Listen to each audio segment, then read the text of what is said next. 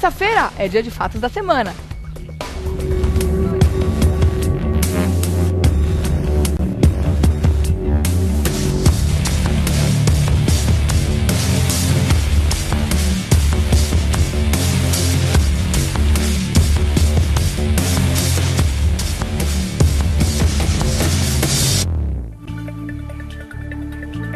O ministro do Planejamento, Romero Jucá, se licenciou do cargo. Isso aconteceu depois que foram divulgadas aí conversas em que ele fala sobre uma certa obstrução da Operação Lava Jato com a mudança de governo. Presta atenção no VT.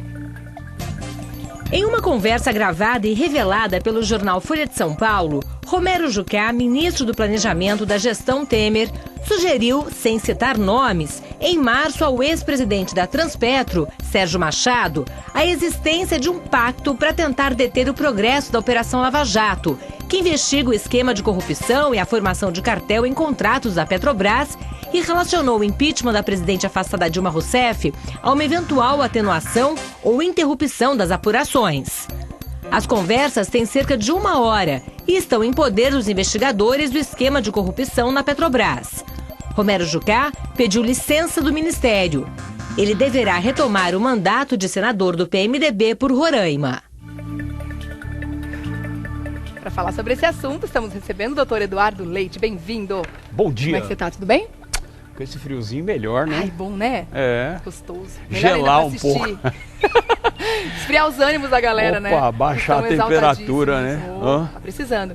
E para assistir o Revista da Cidade debaixo de uma cobertinha, aí tomando um chazinho, um cafezinho quentinho e prestando atenção no papo de agora, que realmente ele é bem importante. Vamos, antes de mais nada, antes de falar das consequências que a saída do ministro do Planejamento, que ficou aí coisa de 10 dias no cargo, pode trazer para o governo, até para a votação da meta fiscal, que deve acontecer logo mais. Vamos falar do teor do que foi divulgado pela Folha de São Paulo, que, na minha opinião, é escandaloso, né? Quando a gente vê um senador conversando, né, com, eu não me lembro agora, ele é ex-presidente da Transpetro, né, o Sérgio Machado, sobre uma possível articulação para uma mudança de governo para tentar barrar a Operação Lava Jato, que a gente pode considerar um dos maiores patrimônios, né, do Brasil nos últimos tempos, por tudo que está revelando.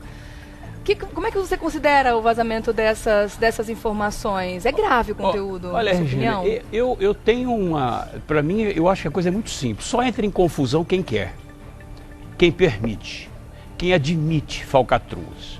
Quem não admite, quem não permite, encerra o assunto exatamente naquele momento. Né? Então, eu acho que esses fatos que vêm ocorrendo, primeiro que cansam o povo brasileiro. Isso, na verdade, chega a um esgotamento, um esgarçamento da paciência e da consciência coletiva, que isso, na verdade, as pessoas não aguentam mais. O Brasil não aguenta mais esses escândalos, nenhum tipo de escândalo. Mas eles continuam acontecendo e a gente tem que continuar sabendo e divulgando. O que nós precisamos entender de forma definitiva, né? Agora mesmo nós estávamos conversando, ou seja, mudam as coisas, mas os cadáveres continuam os mesmos. E apodrecendo cada vez mais. O que nós precisamos, o que a nação precisa, não é de um ministro se licenciar, porque na verdade vazou uma gravação e entra o ministro interino. Nós não precisamos de ministros interinos. O que nós precisamos é de ministros íntegros, né, com os valores éticos, com valores morais, que não estejam respondendo nenhum tipo de crimes, que não estejam apontados em nenhum tipo de investigação. E aí que a gente entra que o Brasil precisa. No assunto que a gente comentou na semana passada, quando a gente falou da troca, né, do Ministério, dos nomes novos e das 8 indicações que estariam com suspeita, né, sendo investigados na Lava Jato. Quer dizer, é o primeiro episódio. Muitas outras coisas ainda podem acontecer dentro desses nomes aí. A impressão que eu tenho, Regiane, é que parece que nós estamos no império, ou seja, é uma sucessão de vagabundagem, ou seja, é uma sucessão de pessoas sem o mínimo de moral para estar governando um país, sem o mínimo de, sabe, de ética. E é o que a gente percebe. Nós falamos a semana passada, eu mesmo comentei e disse que o Michel, eu não tenho nenhuma simpatia pelo Michel, nunca tive nenhuma simpatia, nunca tive nenhuma simpatia pela Dilma, nunca tive nenhuma simpatia pelo Lula, né? Eu tenho simpatia, sim. As pessoas até acham que eu sou da direita, mas eu não sou. Nem centro, nem direita. O que eu tenho simpatia é por pessoas decentes, né? Porque o que o Brasil precisa é exatamente isso. O Brasil precisa de gente decente, gente honesta, né? Políticos não desse quilate que nós temos, né? Que são políticos oportunistas, são políticos que advogam em causa própria, né? São políticos que têm só o interesse dele, não quer saber. Então, o que acontece? O que nós percebemos é que realmente esse vazamento dessa gravação é mais uma demonstração de que o Planalto continua exatamente da mesma forma. Precisa mudar isso, essa página precisa ser virada, né? E se nós não virarmos essa página, nós vamos continuar 1 década, 2 décadas, ou seja, não 3 décadas. Né? Então essa é a situação, né, Regiane? Eu volto já para comentar se as consequências disso tudo, né, da saída do senador, então, ministro até então, né, agora senador novamente, se isso vai ter algum tipo de consequência na votação de hoje, tá bom? A gente volta já a conversar sobre esse assunto. Voltando com o doutor Eduardo, quero saber agora se o afastamento do ministro, que ele na verdade era o ministro do Planejamento e considerado um dos homens fortes do novo governo, do governo Temer, se isso vai ter algum tipo de repercussão na votação de hoje, que é a votação da meta fiscal, que tanto se fala da necessidade, né, redução de custos e o que vai acontecer com a economia daqui para frente.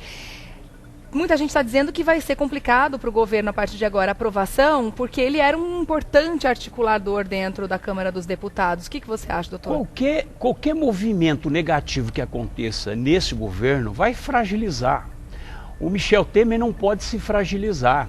Ele foi rápido, ou seja, quando aconteceu isso, imediatamente foi exonerado. Na verdade, ele não está licenciado, ele se declarou licenciado, mas ele foi exonerado porque hoje saiu já no Diário Oficial da União a exoneração dele. Então, na verdade, ele foi retirado e está em busca agora de um novo. Então, obviamente, que isso tem um reflexo dentro do Congresso. E hoje, quem é que vai avaliar essa questão? Dessa conta, né, desse buraco negro que o Brasil está e que precisa de 170 bilhões, ou seja, ser aprovado, né, para que o Michel Temer possa gastar esse dinheiro, que senão ele vai começar a fazer pedalada fiscal também. Vai incorrer no mesmo crime que a presidente está respondendo, entendeu? Então, o Congresso, que é a junção da Câmara dos Deputados mais o Senado, mais os senadores, eles vão se reunir a partir de hoje, acho que começou agora às 11 horas a sessão, para poder aprovar que o presidente da República possa o quê? Possa gastar esses 170 bilhões. Agora, precisa enxugar a máquina, precisa, na verdade, fazer contenção de despesas, gordura, né? Cortar tudo, né? Não tem esse negócio, eu acabei com o Ministério da Cultura, volta com o Ministério da Cultura. Isso não cabe mais dentro de uma administração profissional, entendeu? E nós estamos diante, parece que é uma administração amadora, entendeu? Então, assim, é um desastre em cima batendo de cabeça, outro. Né? Querendo agradar, né, uns e outros. Tanto é verdade que essa madrugada aqui, o governo levou 5 horas para aprovar uma medida provisória. Entraram na madrugada para aprovar. Por quê? Porque, na verdade, o que acontece? O PT, o PCdoB e o PSOL, né, são 3 partidos que são poucos deputados, mas o suficiente para tumultuar tudo, obstruir a votação, faz uma anarquia, é o que eu falo. Quando ele se levanta tanto essa questão da democracia, mas anarquia com democracia não funcionam. Não mesmo. Né? Elas vão de encontro, elas não vão ao encontro. Né? Então, o país tem que parar. O país, na verdade, tem que refletir. Nós temos que acabar com essa safra de maus políticos. Né? O povo brasileiro é responsável por isso. Cada um tem a responsabilidade de não votar errado. Nós não podemos nos permitir de errar mais. Ou seja, esse ano aqui tem eleições, nós temos que procurar. Aqueles que são bons não querem entrar na política. Por quê? Porque, na verdade, acontece... Se apresentar, uma pessoa honesta, se apresentar como político, ele entra na mesma vala comum.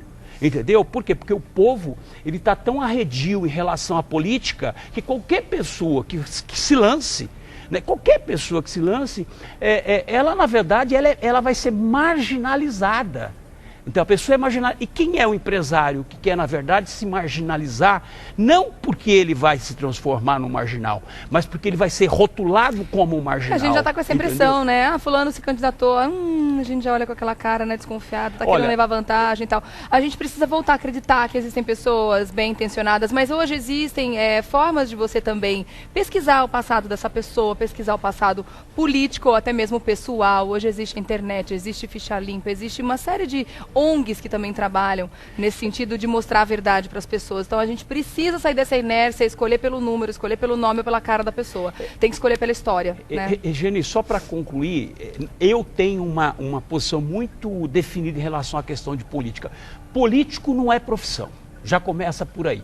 Político é você prestar um período da tua vida à nação, né? ao seu município, ao seu estado. Então não pode ser profissão. Eu sou assim, terminantemente contra qualquer tipo de reeleição, inclusive inclusive deputados, senadores, não tem que se reeleger. Fez um mandato, ponto final, tem que dar espaço para outras pessoas que queiram melhorar, porque senão isso aqui vira um império. Perpetua. E o que nós estamos percebendo, ou seja, nós estamos vivendo um império de Sarney, de Renan Calheiros, de Eduardo Cunha e daí por diante. Dá até arrepio de ouvir esses nomes. Doutor Eduardo Leite volta terça-feira que vem e ele, claro, vai continuar falando sobre assuntos importantes para o nosso país, para as nossas cidades também. Quer continuar fazendo contato, doutor Eduardo? Corre lá para o Face, Eduardo César Leite, facebook.com/Eduardo César Leite. Ótima semana para todos. Também. Vamos continuar acompanhando tudo de perto, né? Melhores dias virão, né? Certamente. Beijo, meu querido. Obrigada. Beijo, tchau.